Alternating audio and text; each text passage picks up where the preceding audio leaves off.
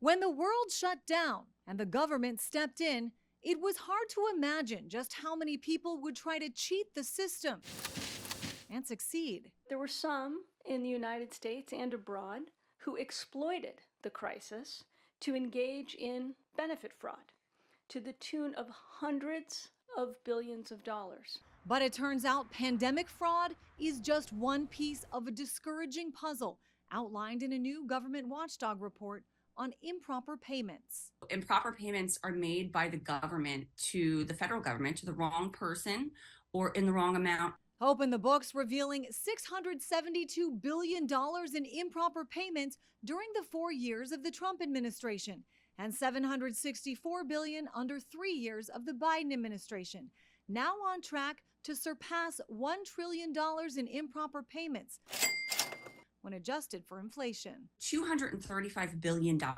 in the last fiscal year went to improper payments.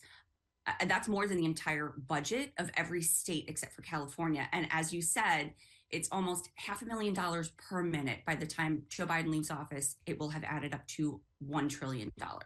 While the numbers have decreased under President Biden, administrations for decades have had a hard time preventing improper payments, which include millions of dollars to those who have died or who are serving time in prison. The IRS found to have given billions in erroneous tax credits and hundreds of millions more to families claiming to have more children than they actually did. As with many of this country's biggest problems, Congress does have a role here.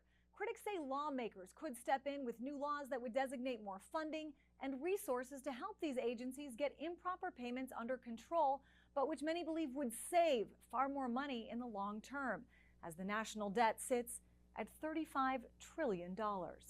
In Washington, I'm Christine Frizzau.